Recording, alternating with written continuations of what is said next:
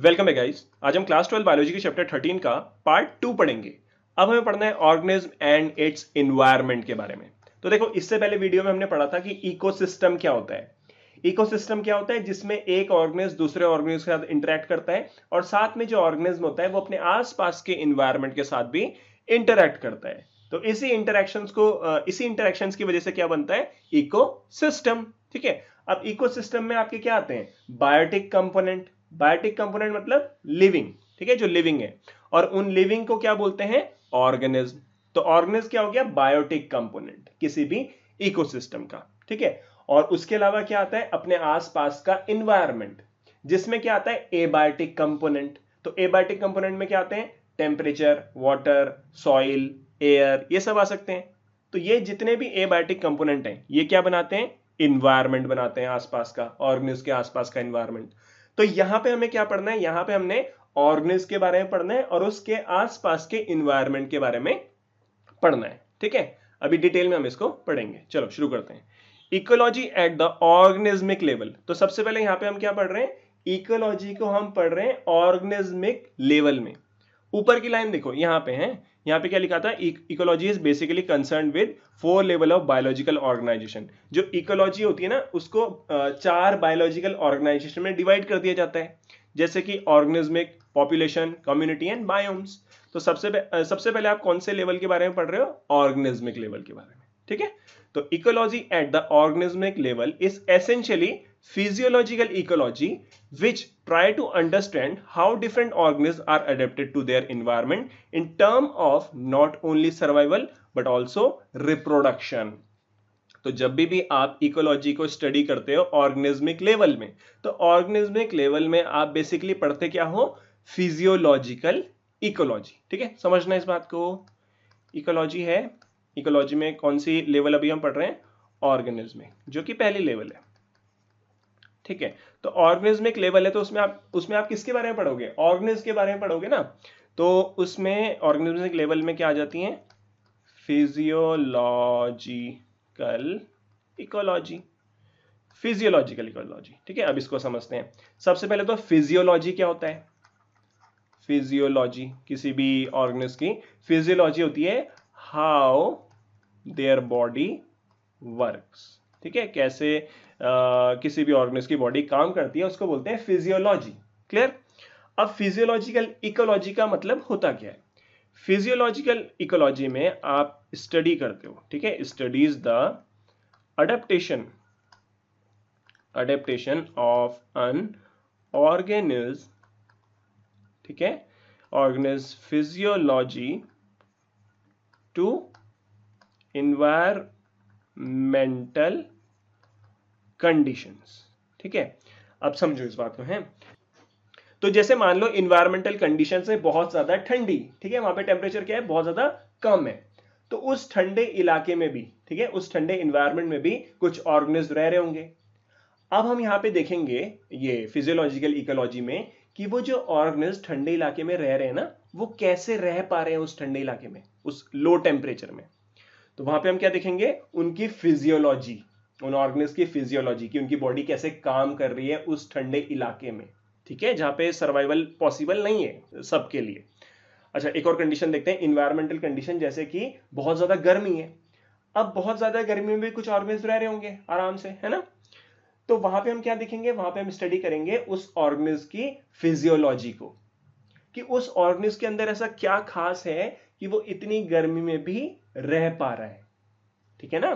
तो फिर उसको स्टडी किया जाता है फिजियोलॉजिकल इकोलॉजी में। अब यहां पे वर्ड क्या आता है? अडेप्टेशन। अडेप्टेशन का मतलब क्या होता है? अपने आप को ढाल लेना किसी भी कंडीशंस में, है ना। जैसे मैं एक बात बताता हूं आप लोगों को। जैसे ह्यूमन है, हम लोग हैं। अब हम में क्या होती है ना, एक प्रॉपर्टी होती है होमियोस्टेसिस। होमियोस्टेसिस का मतलब होता है कि हम अपने बॉडी टेम्परेचर को ना कांस्टेंट रख पाते हैं 37 डिग्री सेल्सियस। देखो, जैसे क्या हुआ, बहुत ज्यादा गर्मी हो गई, तो बहुत ज्यादा गर्मी से क्या होता है? हमें पसीना आता है ना। पसीना आने के बाद जब पसीना उड़ता है, वेपर में कन्वर्ट होता है, तो हमें ठंडा लगता है। तो ये हमारी बॉडी का एक अडेप्टेशन है कि हम क्या कर पा रहे हैं? गर्मियों में पसीना छोड़ पा रहे हैं। तो पसीना जब छूटता है, तो पसीना जब वेपर में कन्वर्ट होता है, तो हमारी बॉडी को थोड़ा ठंडा लगता है। तो ये क्या है? अडेप्टेशन। तो ये किसके अंदर आप पढ़ रहे हो? फिजियोलॉजिकल इकोलॉजी के अंदर। ठीक है, आई थिंक समझ में आ गया होगा, इसको और ज्यादा नहीं खींचेंगे, आगे बढ़ते हैं। You may have learned in earlier classes how the rotation of our planet around the sun and the tilt of its axis causes annual variation in the intensity and duration of temperature resulting in distinct seasons। तो ये आपने पढ़ा होगा पीछे की classes में, छोटी classes में आपने पढ़ा होगा कि कैसे जो रोटेशन ऑफ प्लैनेट है, जैसे हमारा जो अर्थ है, जब वो रोटेट करता है तो उससे क्या होता है, दिन रात होती है, कहीं पे दिन तो कहीं पे रात होती है ना, ये सब आपने पढ़ा है। उसके अलावा आपने पढ़ा है कि जो हमारा अर्थ होता है ना, वो एक एक्सिस पे, ठीक है, एक्सिस पे टिल्ट हुआ रहता है, मतलब थोड़ा सा झुका हुआ रहता है, और फिर वहां पे क्या होता है, वो सन के अराउंड रोटेट करता रहता है, जिस वजह से क्या होती है, हमारी जो अर्थ रहती है ना, वहां पे सीजन्स आते हैं, जैसे गर्मी का सीजन आ गया, सर्दी का सीजन आ गया, तो इस तरीके से यहाँ पे क्या होता है, सीजन्स आते रहते हैं। तो ये सब आपने पढ़ा होगा छोटी क्लास में, ठीक है। तो कहने का मतलब हमारा जो मेन चीज है वो क्या है, यहाँ पे हमारा जो मेन चीज समझने वाली है वो ये है कि हमारे अर्थ में जो टेम्परेचर है ना, वो हमेशा सेम नहीं रहता है, जैसे गर्मी रहती है, कभी सर्दी रहती है, इस तरीके से वेरिएशन चलती रहती है टेम्परेचर में, ठीक है। These variations together with annual variation in precipitation, remember precipitation include both rain and snow, account for the formation of major biomes such as desert, rainforest and tundras। अब इस बात को समझना, आपके पास एक क्या है, टेम्परेचर, ठीक है, और एक क्या है, प्रेसिपिटेशन। प्रेसिपिटेशन के अंदर आता रहती है रेन, बारिश, और क्या जाती है, स्नो, मतलब कि बर्फ का गिरना, ये दो चीजें आ जाती हैं।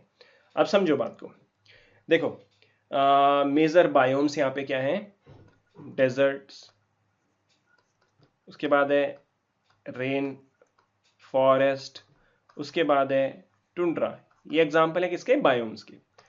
अब ये डिफरेंट टाइप के बायोम्स क्यों बने, डेजर्ट क्यों बना, रेन फॉरेस्ट क्यों बना, टुंड्रा क्यों बना, या कैसे बना, ठीक है, इसको समझते हैं।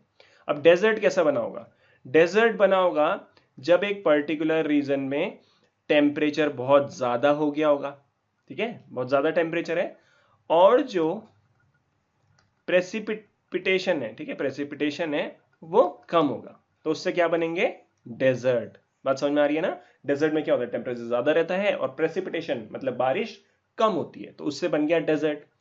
अब जैसे रेन फॉरेस्ट है, तो रेन फॉरेस्ट में टेम्परेचर तो ठीक ठाक होता है, बहुत ज्यादा नहीं होता, ठीक ठाक होता है, ठीक है, वार्म तो रहता ही है थोड़ा बहुत। और प्रेसिपिटेशन की यहाँ पे बात करेंगे, मेन जो है प्रेसिपिटेशन, प्रेसिपिटेशन बहुत ज्यादा होता है यहाँ पे, मतलब बारिश बहुत ज्यादा हो जाती है, तो इससे क्या बने, रेन फॉरेस्ट, क्योंकि जब बारिश बहुत ज्यादा हो रही है तो पानी बहुत ज्यादा है, पानी बहुत ज्यादा है तो वेजिटेशन, वेजिटेशन मतलब जो पेड़ पौधे हैं वो बहुत ज्यादा होंगे, जिससे क्या बनेगा, फॉरेस्ट, ठीक है। उसके बाद टुंड्रा है। अब टुंड्रा, टुंड्रा क्या होता है, हमारा जो जैसे वो होते हैं ना आर्टिक रीजन्स, आर्टिक रीजन्स क्या होते हैं, जहां पे बर्फ ही बर्फ रहती है हमेशा, या जैसे पहाड़ों के ऊपर के टॉप होते हैं ना, हिमालय वगैरह हो गए, उन्हें टुंड्रास बोलते हैं, ठीक है, जहां पे मतलब कह सकते हो बहुत ज्यादा, बहुत कम टेम्परेचर होता है, तो यहाँ पे टेम्परेचर बहुत कम होता है। और प्रेसिपिटेशन, प्रेसिपिटेशन में क्या हो गया, स्नो बहुत ज्यादा होती है, तो एक रीजन है जहां पे टेम्परेचर कम है और बर्फ बहुत ज्यादा पड़ रही है, तो उससे कौन सा बायोम बना, टुंड्रा। तो ये सब बनाने का, ये सब बताने का मतलब क्या है, ये सब बताने का मतलब ये है कि जो मेजर बायोम्स बनते हैं ना हमारी अर्थ में, वो किस पे डिपेंड करते हैं, टेम्परेचर पे और प्रेसिपिटेशन पे। क्लियर। अब देखो इस फिगर में, फिगर 13.1 में हमारे पास क्या है, biome distribution with respect to annual temperature and precipitation. मतलब यहां पे क्या है ना, डिफरेंट बायोम्स को कंपेयर करके दिखा रखा है, मतलब जैसे एक बायोम है तो उसमें एनुअल टेम्परेचर, साल भर कितना टेम्परेचर रहता है, या एनुअल प्रेसिपिटेशन, साल भर कितनी बारिश होती है या बर्फ पड़ती है, उसको कंपेयर करके दिखा रखा है। अभी समझते हैं देखो चीजों को। इस तरफ क्या है, ये ग्राफ है, इस तरफ क्या है, mean annual temperature. Mean annual temperature का मतलब है कि एवरेज कितना टेम्परेचर रहता है किसी बायोम में, ठीक है। और इस तरफ क्या है, मीन एनुअल प्रेसिपिटेशन, मतलब साल में कितनी बारिश होती है एक पर्टिकुलर बायोम में। तो इसको समझो सबसे पहले आर्कटिक या अल्पाइन टुंड्रा से, ठीक ठीक है, ये वाला दूसरा कलर यूज करता हूं, ये है आर्टिक एंड अल्पाइन टुंड्रा। तो आर्टिक मैंने आपको क्या बताया था, ऐसा रीजन जहां पे क्या होता है, बहुत ज्यादा ठंडा होता है, बहुत ज्यादा ठंडा होता है। ठीक है, अब इसका टेम्परेचर आप देखो, इसका टेम्परेचर लगभग कितना है, कितना है ये, लगभग -10।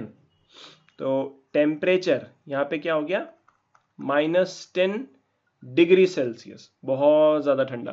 ठीक है, अब आप यहां पे देखोगे प्रेसिपिटेशन, तो प्रेसिपिटेशन कैसे देखोगे ना, ऐसे नीचे ये बनाया और ऐसे ये नीचे बना दिए।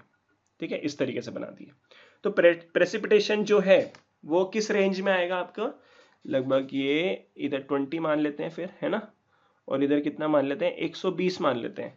तो यहाँ पे जो आपका प्रेसिपिटेशन है, प्रेसिपिटेशन वो कितना रहेगा, 20 से लेके 120 सेंटीमीटर तक। ठीक है, मतलब यहाँ पे इतनी बारिश हो, सॉरी बारिश कह रहा, यहाँ पे इतनी क्या होती है, बर्फ गिरती है, इतने सेंटीमीटर की बर्फ गिरती है हर साल। ठीक है, एवरेज ये हो गया। क्लियर। अब कोई और देख लो, कौन सा देखें, ट्रॉपिक फॉरेस्ट देखते हैं। तो ट्रॉपिक फॉरेस्ट जैसे, अच्छा ट्रॉपिक फॉरेस्ट का ना एग्जांपल होता है अमेज़न रेन फॉरेस्ट। ठीक है, अब अमेज़न रेन फॉरेस्ट में अगर आप टेम्परेचर देखोगे तो कितना बैठेगा यहाँ पे टेम्परेचर, ये हो गया लगभग इतना मान लो, तो कितना हो जाएगा, कितना हो जाएगा टेम्परेचर यहाँ पे हो जाएगा 20 से लेके 25 डिग्री सेल्सियस तक, इतना टेम्परेचर यहाँ पे रहता है। बट लेकिन यहाँ पे प्रेसिपिटेशन कितना होता है, ऐसे नीचे गए ये और ये यहाँ गए, तो प्रेसिपिटेशन कितना है, लगभग 150 से लेके 400 सेंटीमीटर तक। तो देखो समझने वाली बात क्या है, यहाँ पे बारिश बहुत ज्यादा हो रही है। अब जैसे मैंने आपको बताया बारिश बहुत ज्यादा होगी तो क्या होगा, वहां पे पेड़ पौधे बहुत ज्यादा होंगे, बहुत घना जंगल होगा, वहां पे एनिमल्स भी बहुत डिफरेंट टाइप के होंगे, सिंपल कह सकते हो बायोडाइवर्सिटी बहुत ज्यादा होगी। तो इसीलिए ये एग्जाम्पल क्या है, अमेज़न रेन फॉरेस्ट। क्लियर। अब देखो इसी तरीके से आप डेजर्ट की कंडीशन को देखो, तो यहाँ पे टेम्परेचर कितना है, यहाँ से लेके यहाँ तक, तो टेम्परेचर जो डेजर्ट का होगा वो कितना होगा, 5 डिग्री सेल्सियस से लेके 22 ले लेते हैं, 22 डिग्री सेल्सियस तक, इतना टेम्परेचर यहाँ पे होता है। ठीक है, मीन एनुअल जो टेम्परेचर रहता है। अब प्रेसिपिटेशन, प्रेसिपिटेशन पे अगर हम बात करें तो एक ही लाइन ले लेते हैं, यहाँ पे तो छोटा सा है ना, तो यहाँ पे लगभग 50, प्रेसिपिटेशन कितना है 50 सेंटीमीटर। तो बात समझ में आ रही है ना, यहाँ पे बारिश जो है ना वो बहुत ज्यादा कम होती है, तो इसीलिए क्या हो गया, डेजर्ट हो गया। तो हमारे लिए मतलब मेन चीज यहाँ पे समझने वाली ये थी कि जो टेम्परेचर होता है और जो प्रेसिपिटेशन होता है उसी पे बायोम्स कैसे, मतलब बायोम्स कैसे बनेंगे वो इन्हीं दो चीजों पे डिपेंड करता है, टेम्परेचर और एनुअल प्रेसिपिटेशन पे। ठीक है, बाकी चीजें आप खुद देख लेना यहाँ पे ग्राफ की मदद से। Regional and local variations within each biome lead to the formation of a wide variety of habitats. अब देखो आपको पता है, हमने ऊपर भी देखा है, जो बायोम्स होते हैं ना उनकी जो टेम्परेचर और उनका जो प्रेसिपिटेशन होता है वो अलग अलग होता है, मतलब वेरिएशंस होती हैं टेम्परेचर में और प्रेसिपिटेशन में। अब इन्हीं वेरिएशंस की वजह से यहां पे क्या बनते हैं, वैरायटी ऑफ हैबिटेट्स। ठीक है, अब इसको समझते हैं। हैबिटेट्स क्या होता है, basically natural home of plants and animals. ठीक है, या फिर माइक्रोब्स ले लो। तो क्या बोला, हैबिटेट क्या होता है, natural home of plant and animals या फिर माइक्रोब्स। अभी एग्जांपल से समझते हैं इसको। जैसे हैबिटेट हमारे पास क्या हो सकते हैं, लेक्स, ठीक है, इसके अलावा क्या हो सकते हैं, फॉरेस्ट, डेजर्ट्स, फिर पॉन्ड हो सकता है, ग्रास लैंड हो सकता है, यहां तक कि जो हमारा इंटेस्टाइन होता है ना वो भी एक हैबिटेट है, किसका, माइक्रो ऑर्गेनिज्म का। समझ रहे हो ना, तो हैबिटेट ये होते हैं। तो अच्छा हम इंटेस्टाइन की बात नहीं करेंगे, हम यहाँ पे जो नेचुरल हमारे आसपास जो है ना उसकी बात करेंगे। तो इसमें क्या होता है, डिफरेंट टाइप के हैबिटेट बनते हैं, लेक्स हो गया, जैसे फॉरेस्ट, डेजर्ट, पॉन्ड, ग्रासलैंड, इस तरीके से हो गए। ठीक है, major biomes of India are shown in figure 13.2। तो 13.2 में अभी हम देखेंगे इसको।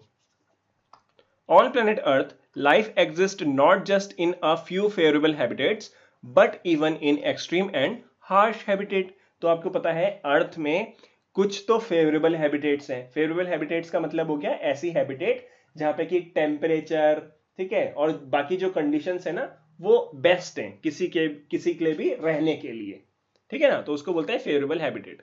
बट लेकिन हमारे अर्थ में कुछ एक्सट्रीम और हार्श हैबिटेट भी मिलते हैं जहां पे हर कोई नहीं रह सकता है। जैसे उसके एग्जांपल है स्क्रॉशिंग राजस्थान डेजर्ट्स। तो जो राजस्थान डेजर्ट्स होते हैं वहां पे क्या होती है, बहुत ज्यादा गर्मी होती है, तो उस गर्मी में हर कोई तो रह नहीं सकता, है ना। उसके बाद क्या है, rain soaked Meghalaya forest. Meghalaya में जो फॉरेस्ट होते हैं वो रेन सोक्ड होते हैं, मतलब वहां पे बहुत ज्यादा गीला रहता है।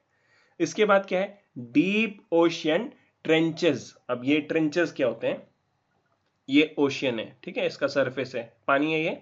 उसके अलावा नीचे यहाँ पे क्या है ऐसे क्या हो गया, ये फ्लोर हो गया, ओशियन का फ्लोर नीचे, है ना, और इस तरीके से है ये फ्लोर है। अब ये जो होता है ना नीचे को ऐसे, ये जो गहरा से ऐसे पिट बना हुआ है, इसको बोलते हैं क्या, ओशियन ट्रेंचेस, ठीक है। तो इस ओशियन ट्रेंचेस में भी क्या होते हैं ना, लिविंग ऑर्गेनिज्म हमें मिलते हैं। ये हार्श हैबिटेट है जहां पे हर कोई नहीं रह सकता। इसके अलावा यहाँ पे क्या होता है, टोरेंटियल स्ट्रीम्स, ठीक है। टोरेंटियल स्ट्रीम्स क्या होती है, प्रचंड धाराएं, अगर हिंदी में बोले प्रचंड धाराएं मतलब पानी बहुत तेजी से जा रहा कहीं से, उसको बोलते हैं टोरेंटियल स्ट्रीम्स। उसके बाद आता है परमाफ्रॉस्ट, पोलर रीजन। अब परमाफ्रॉस्ट क्या होता है, परमाफ्रॉस्ट होता है any ground that remain completely frozen for at least 2 year. मतलब एक कोई ग्राउंड है जो कि ना कंप्लीटली फ्रोजन है। फ्रोजन है मतलब वहां पे बर्फ जमी हुई है, और वो बर्फ जमी होनी चाहिए लगभग 2 सालों से, तो उसको बोला जाता है, क्या बोला जाता है, उसको बोला जाता है परमाफ्रॉस्ट। तो ये परमाफ्रॉस्ट कहां पे मिलेगा, पोलर रीजन में, जहां पे हमेशा बर्फ ही बर्फ रहती है। उसके बाद क्या है, हाई माउंटेन टॉप्स, मतलब चोटी जो होती है पहाड़ों की। फिर थर्मल स्प्रिंग्स। थर्मल स्प्रिंग्स क्या होते हैं, जब जमीन का ना पानी जो ग्राउंड वाटर रहता है वो गर्म होके ऊपर सरफेस पे आता है, तो उसको बोलते हैं थर्मल स्प्रिंग्स। तो वहां पे भी टेम्परेचर काफी रहता है। And stinking composed pits. Stinking का मतलब होता है बदबूदार, और कंपोज्ड पिट्स क्या होते हैं, जहां पे खाद बनाई जाती है। तो ऐसे क्या करते हैं, गड्ढा वगैरह खोदते हैं, फिर उसमें क्या डाल देते हैं हम, कुछ बायोडिग्रेडेबल वेस्ट डाल देते हैं, ठीक है, जैसे वेजिटेबल वगैरह। अब यहाँ पे क्या होता है, ये जो वेस्ट है ये मतलब ये सड़ता है धीरे धीरे, सड़ने के बाद इससे क्या बनता है, खाद बनती है, कंपोस्ट बनता है, ठीक है। तो ये जो ये है ना पिट, ये भी क्या रहता है, हार्श हैबिटेट। ओके, तो ये कुछ नाम है किसके, हार्श हैबिटेट के, जहां पे लिविंग ऑर्गेनिज्म आपको मिल सकते हैं। Even our intestine is a unique habitat for hundreds of species of microbes. तो हमारा जो इंटेस्टाइन है वहां पे भी क्या होता है, 100 ऑफ स्पीशीज ऑफ माइक्रोब्स हमें मिलती है। तो वो भी क्या है, एक हैबिटेट है माइक्रो ऑर्गेनिज्म का।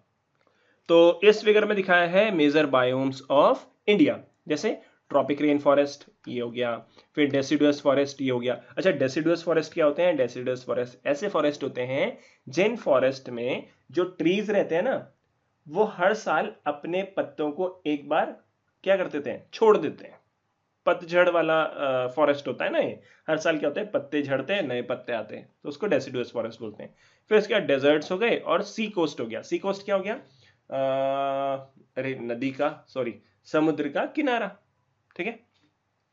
What are the key elements that lead to so much variation in the physical and chemical conditions of different habitat?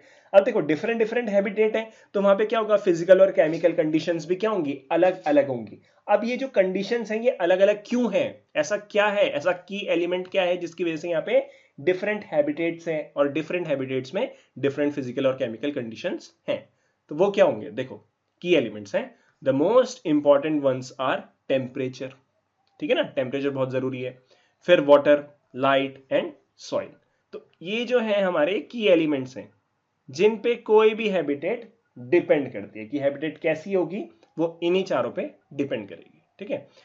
We must remember that the physicochemical मतलब abiotic components alone do not characterise the habitat of an organism completely.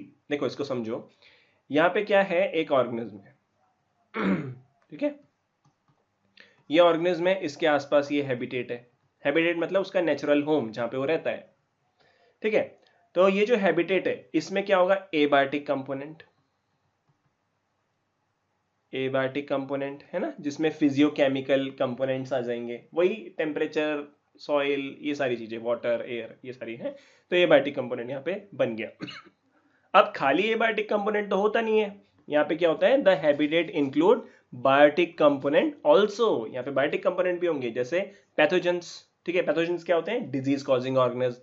Parasite क्या होते हैं, जो दूसरे की body में रह के उससे न्यूट्रिशन लेते हैं। फिर प्रीडेटर, प्रीडेटर क्या होते हैं, शिकारी, जैसे कि हिरन का शिकारी कौन है, वो लॉयन है ना, टाइगर, ये सब हो गए। और फिर कंपिटिटर, कंपिटिटर क्या होते हैं, कंपिटिटर होते हैं जो कि एक ही रिसोर्स के लिए लड़ते हैं, आपस में कंपटीशन होता है। जैसे कि नीट है ना, नीट का एग्जाम, वो भी तो एक कंपटीशन है, उसमें आप क्या कर रहे हो, आपका जो आपको जो चाहिए वो सीट चाहिए नीट से एमबीबीएस की, और आप क्या कर रहे हो, आपस में कंपटीशन कर रहे हो, है ना। तो कहने का मतलब ये है कि जो ऑर्गेनिज्म है ना, ऑर्गेनिज्म के चारों तरफ हैबिटेट है, वो हैबिटेट किससे बना होता है, बायोटिक और एबायोटिक कंपोनेंट से। ठीक है, of the organism with which they interact continuously. अभी जो ऑर्गेनिज्म होगा ये एबायोटिक कंपोनेंट से भी इंटरैक्ट करता है और बायोटिक कंपोनेंट से भी इंटरैक्ट करता है।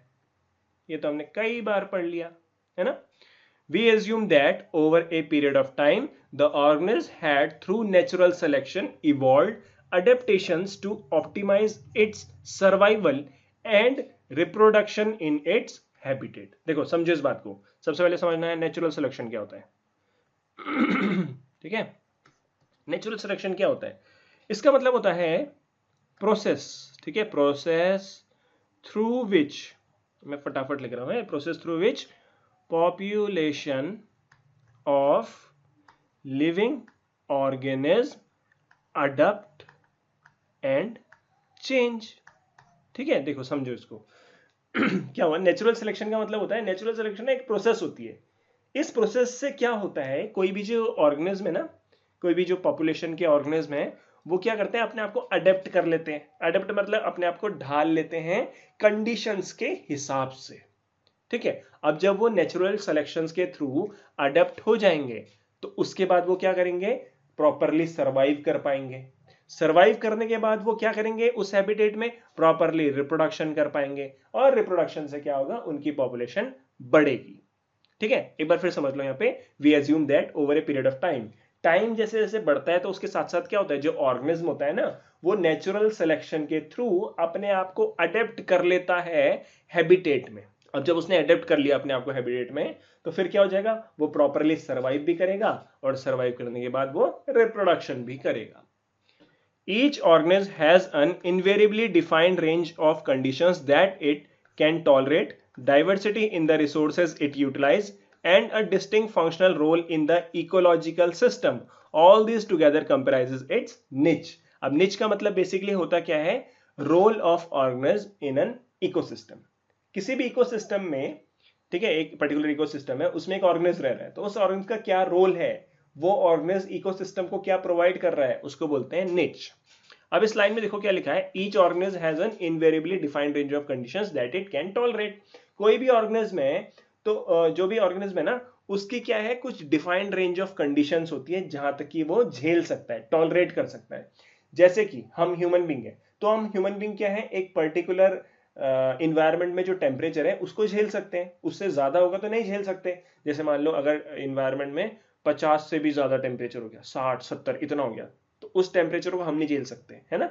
तो हमारे लिए भी क्या है, कुछ डिफाइंड रेंज ऑफ कंडीशंस हैं जिसमें हम प्रॉपरली अपना सर्वाइव करते हैं बढ़िया से, है ना। और वहां पे हम क्या करते हैं, सर्वाइव करके diversity in the resources it utilise. हम लोग या कोई भी ऑर्गेनिज्म जो है वो इकोसिस्टम में रह के क्या करता है, रिसोर्सेज को यूटिलाइज करता है। ठीक है, उसके बाद क्या बोला, distinct functional role in the ecological system. फिर वो ऑर्गेनिज्म इकोलॉजिकल सिस्टम में अपना क्या रोल निभा रहा है, समझ रहे हो ना। तो इन सब चीजों को मिला के बोला जाता है निच। ठीक है, इनको क्या बोला जाता है, निच बोला जाता है। Okay bye bye, okay bye bye.